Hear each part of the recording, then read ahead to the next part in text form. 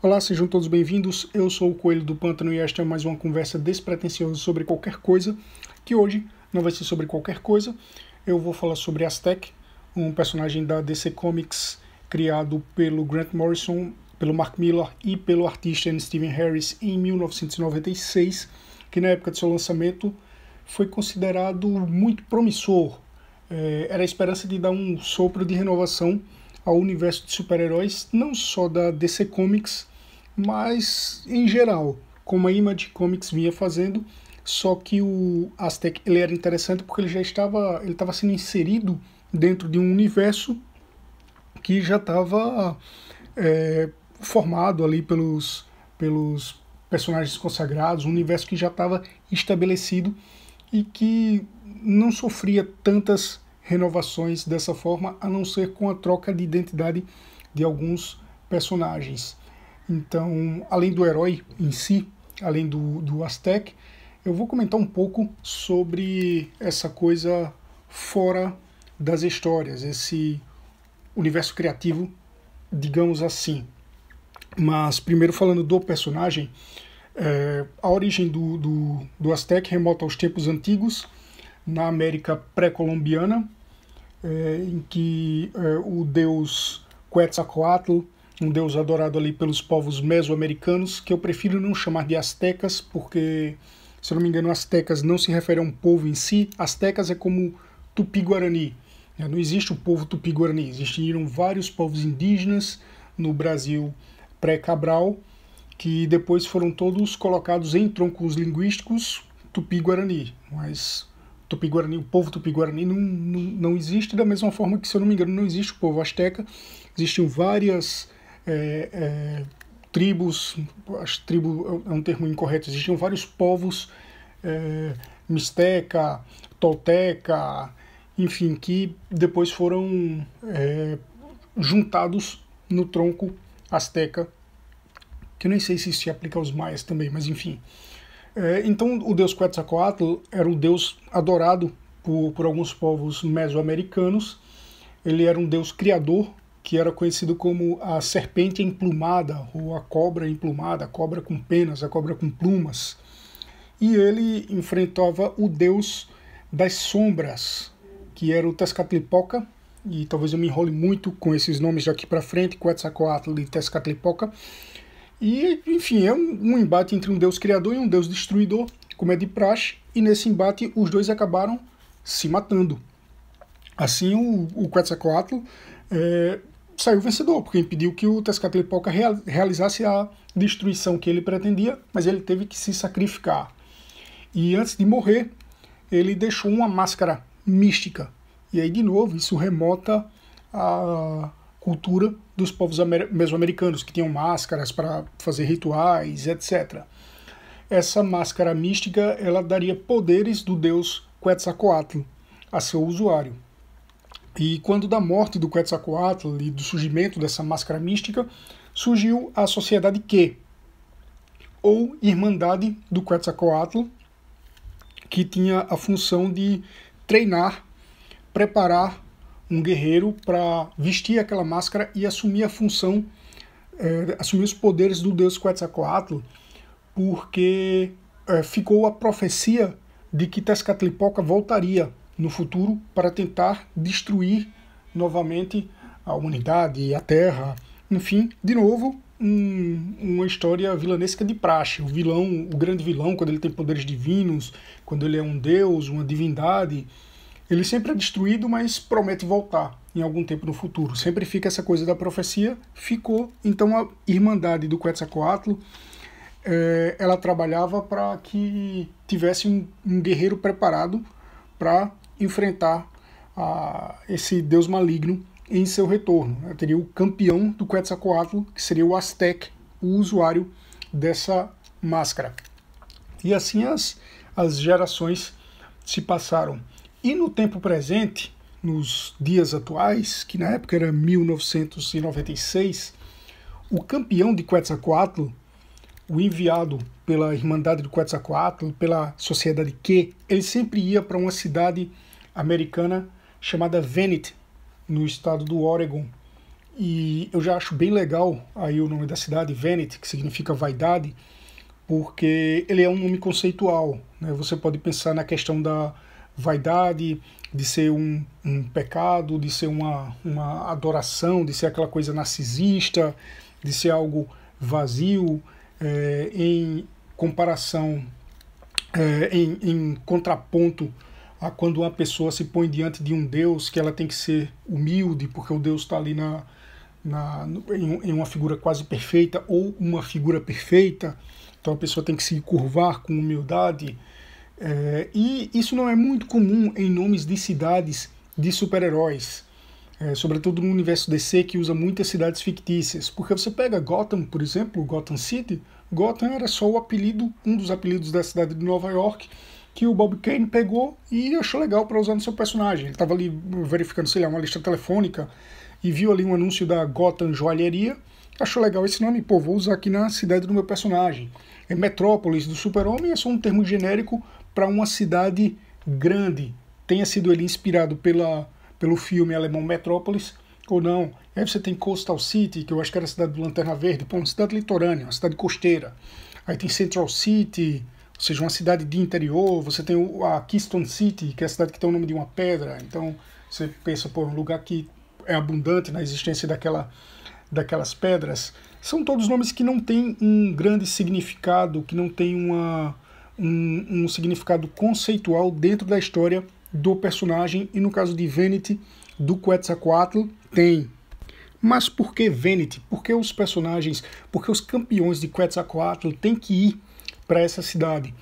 Porque ela tem uma carga sombria muito forte, ela tem uma aura sombria, uma aura negativa, que inclusive influencia as pessoas, exerce uma influência negativa nas pessoas. Vanity, por exemplo, ela tem uma taxa de morte por suicídio muito maior que as demais cidades dos Estados Unidos. E a Irmandade do Quetzalcoatl, a sociedade que identificou nessa influência negativa a presença do deus Tezcatlipoca, o deus destruidor, o deus das sombras. Aquele seria o ponto em que ele iria renascer. Então os campeões deveriam ir para lá para guardar aquela cidade e esperar o retorno do deus maligno para enfrentá-lo. Como só existe uma máscara do Quetzalcoatl, como só existe um capacete místico, só pode haver um campeão do Quetzalcoatl, só pode haver um Aztec. E ele é monitorado pela Irmandade do Quetzalcoatl, porque se ele sair dos trilhos, se ele fizer mau uso de sua máscara e de seus poderes, se ele agir de forma contraditória com a sua missão, a própria Irmandade vai dar cabo dele. E na história a gente segue Uno, um cara que foi treinado pela Irmandade do Quetzalcoatl para assumir essa função, enfim, recebeu a máscara e estava ali pronto para usá-la, para usar as suas habilidades e seus poderes.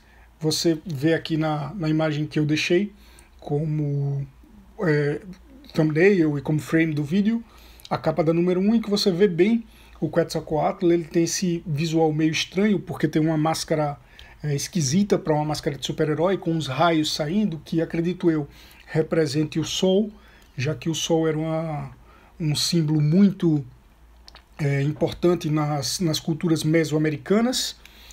E aí tem vários pontos dourados na roupa dele, tornando ela bem chamativa. Ela é basicamente um colã branco, com luvas e com um cuecão por cima da calça, que é de praxe verde.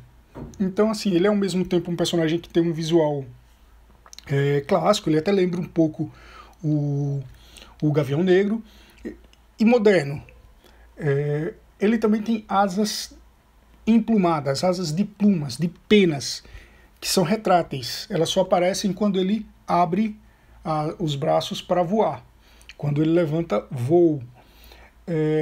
O Uno, a pessoa, o alter ego, ele não tem nenhum superpoder. Ele é um cara muito habilidoso. Ele tem uma grande habilidade acrobática, ele tem grande habilidade marcial e ele tem muito conhecimento médico, muito conhecimento de medicina, e isso é importante na origem dele. Ou seja, sem a armadura, o uniforme, sem a máscara do Quetzalcoatl, ele é só uma pessoa qualquer, como o Tony Stark, como o Bruce Wayne, como o Oliver Queen, como os Lanterna Verde. Na verdade, acho que a comparação com o Tony Stark e com os Lanterna Verde é perfeita, porque sem a arma, eles são pessoas normais, com a arma eles se tornam super poderosos. Então, com o capacete do Quetzalcoatl, quando ele se torna um Aztec, ele tem voo, super força, invulnerabilidade, ele tem capacidade de ficar invisível, ele tem visão de raio-x, entre outros superpoderes, mas todos ali poderes clássicos. Se eu não me engano, o Transformado ele também tem o poder da cura, que seria como se potencializasse o conhecimento médico dele. E o Uno chega a Quetzalcoatl no momento em que um vilão chamado Piper, ele tá... eu não quero dar muitos spoilers aqui, mas enfim, esse vilão chamado Piper, ele tá ali para aprontar uma das coisas que vilões aprontam, para fazer uma traquinagem, para fazer uma baderna, e chega um super-herói local chamado Blood Type para enfrentá-lo. O Blood Type é muito violento.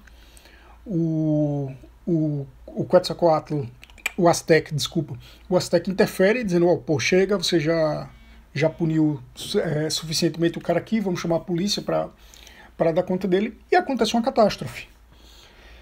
Nessa catástrofe, muita gente fica gravemente ferida, inclusive o Blue Type, gravemente ferido. O Piper morre, e o Aztec não sofre absolutamente nada. O Uno fica por inteiro, sem ferimentos. Logicamente, com a catástrofe tendo acontecido, são chamadas ambulâncias, médicos, eles vão lá socorrer as pessoas, e no hospital está todo mundo procurando o Dr. Kurt Faulkner, que seria o cara, o chefe da unidade médica, o doutor responsável ali pelo atendimento, por coordenar aquelas equipes, e também seria um médico muito talentoso, que teria capacidade de atender aquelas pessoas, só que ninguém encontrava o Dr. Kurt Faulkner, porque ele morreu. O Piper, na verdade, era o Dr. Kurt Faulkner, que ele estava naquele papel de vilão, forçado pelo crime organizado local, se eu não me engano, para resolver uma treta envolvendo a filha dele. Ele estava ali sendo chantageado para exercer aquele papel e acabou morrendo. E ali o Uno chega com seus poderes, com suas habilidades médicas, com seu conhecimento médico superior, e alguém diz, esse cara aqui é o Dr. Kurt Faulkner, você é o Dr. Kurt Faulkner, e acabou calhando para ele, sou eu, e assumiu aquela identidade. Então a gente tem as aventuras do Uno como Aztec em Vanity, assumindo uma identidade falsa para ser a sua identidade civil. Uno era um cara sem identidade civil, ele era simplesmente uma pessoa que cresceu sendo treinada para assumir o papel de campeão de Quetzalcoatl, para ser o Aztec, e agora ele tinha uma identidade civil, e ele iria viver daquela forma em Vanity, combatendo o crime local, esperando o renascimento do deus maligno Tezcatlipoca. Então essa, basicamente, é a história do Aztec.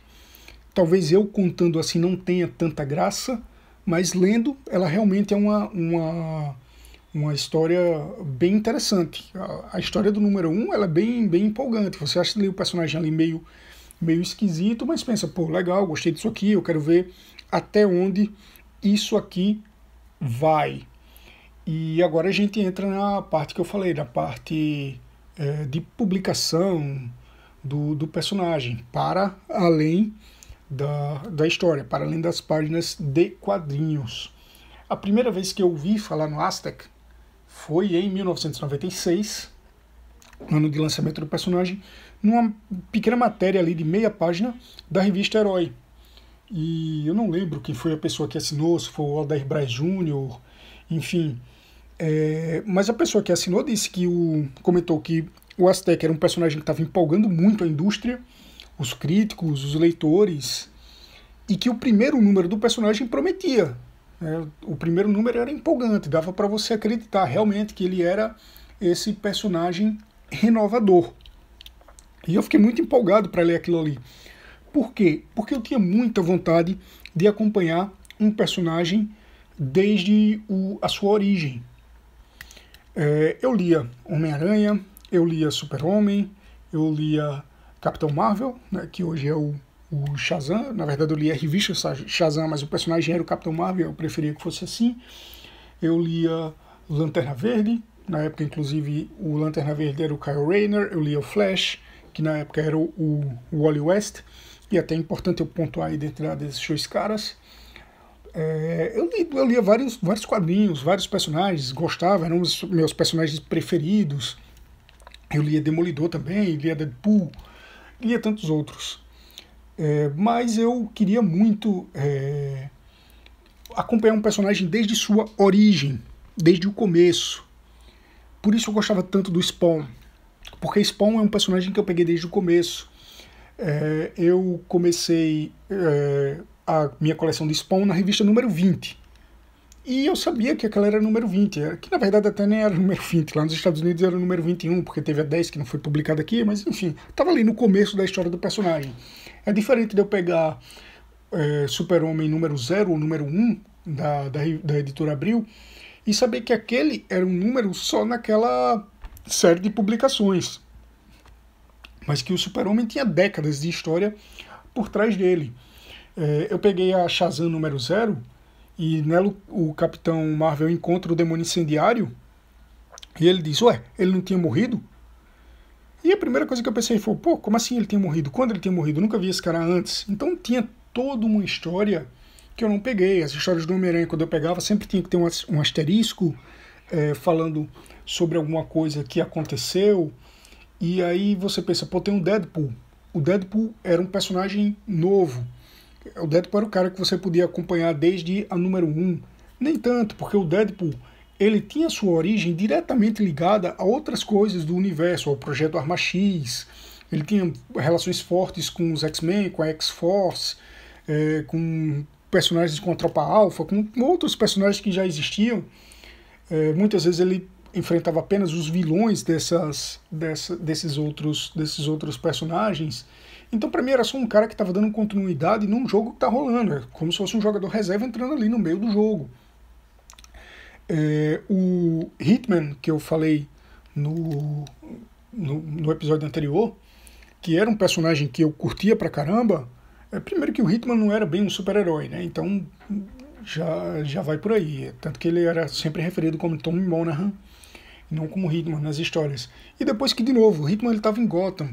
Ele interagia com os vilões do Batman. Ele não era um personagem exatamente novo, totalmente novo. Os personagens da Image era.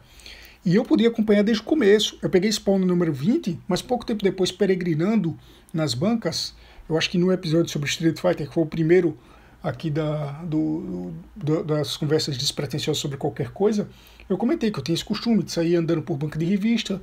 E nessas peregrinações, eu encontrei a Spawn, número 1, número 2, número 3, número 4, encontrei até o número 5. Então Spawn era um personagem que eu peguei desde o começo. Eu tentei dar essa mesma chance a outros personagens da Image Comics, o Youngblood, o Gen 13, que eu prefiro chamar de Gen 13, o Savage Dragon, mas eles não curti tanto, não gostei tanto, não achei tão bem feito quanto o Spawn.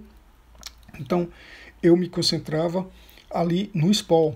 E quando surgiu esse personagem na DC Comics, quando surgiu o Aztec, ele para mim respondia uma pergunta que eu sempre fiz desde que eu comecei a ler gibi, que é, pô, por que não criam personagens novos? E para deixar claro, hoje em dia esse argumento ele é muito utilizado para tentar refutar personagens como Miles Morales assumindo o papel de Homem-Aranha, a Kamala Khan assumindo o papel de Miss Marvel, e vários outros que surgem nessa função.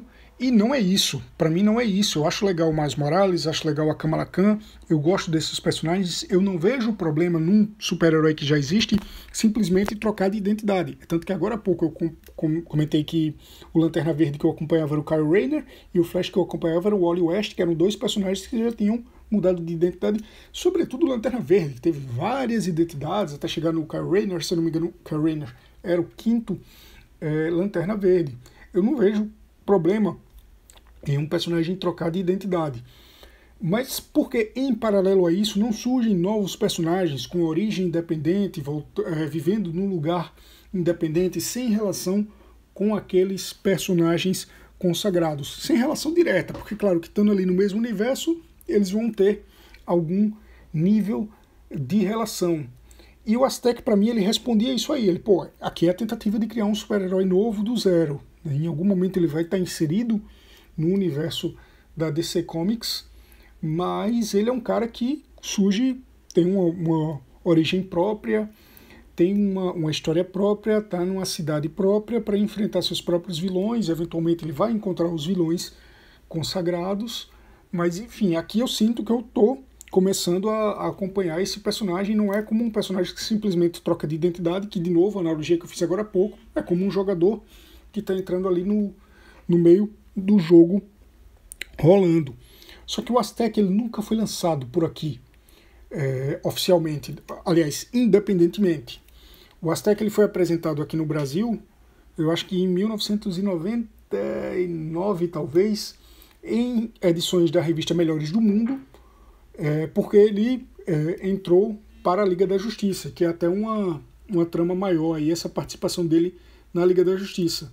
Então o máximo que a gente viu do Aztec, eu acho até que eu comentei que no episódio do Tommy Monahan, no episódio do Hitman, que o Hitman tinha tentado se escalar ali para entrar na Liga da Justiça. Foi nessa mesma edição que apareceu pela primeira vez o Aztec, e foi só. Depois não teve muita coisa, apareceu em mais algumas edições para o futuro. Só posteriormente foi que eu consegui edições importadas do Aztec. 10 edições importadas do Aztec, e aí veio a minha decepção, aí veio o balde d'água, porque essas 10 edições eram a coleção completa do Aztec, porque a revista Aztec The Ultimate Man, que era a publicação no qual o Aztec saía, ele estreou em publicação própria, ela só durou 10 números e foi cancelada. Ela não chegou a durar um ano.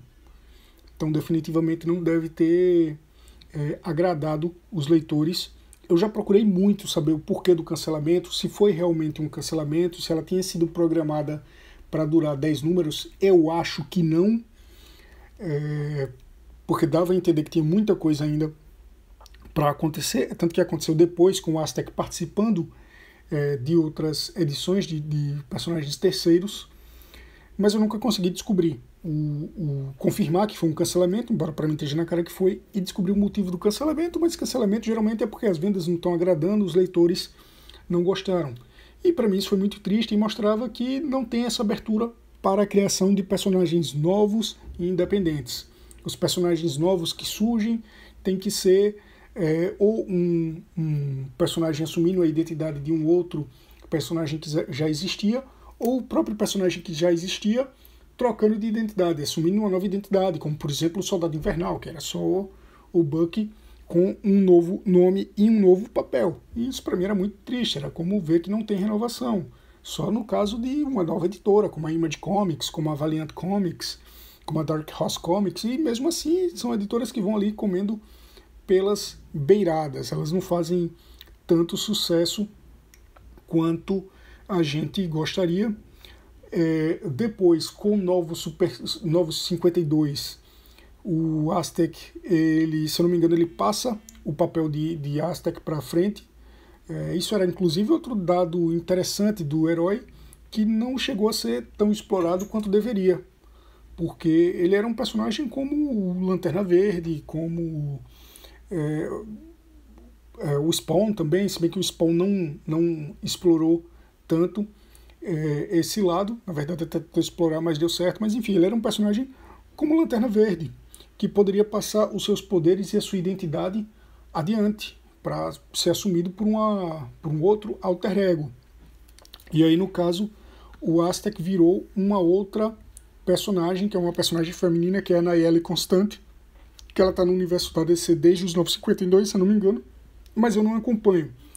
Eu não tenho como fazer qualquer comentário a respeito dela. Eu não vou comentar aqui qual o destino do Aztec, qual o destino do Uno, o Dr. Kurt Faulkner, que era quem originalmente assumia esse papel, para não dar spoilers, mas não deixa de ser irônico que na capa da número 1, que está aqui na capa do vídeo, coloquei acho que a capa do número 1 e a capa do número 10 aqui no vídeo, ou seja, completa, a primeira e a última edição do Aztec The Ultimate Man. Na capa do número 1 tem a seguinte chamada de capa: um herói para o novo milênio, se ele viver até lá.